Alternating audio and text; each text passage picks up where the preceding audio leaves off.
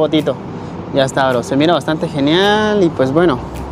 Aquí en esta zona de aquí tenemos un montón de troncos, bros. Y bueno, las plantas se han apoderado de ellos. Miren, miren. Se mira bastante genial. Y huele bastante a zorrillo, cracks. Creo que andan unos por ahí, bros. Andan fumigando y pues huele bastante. Esta planta se llama corazones chinos y bueno, se mira bastante genial. Aquí vamos a sacar una pequeña toma y esta se encuentra en la zona 30.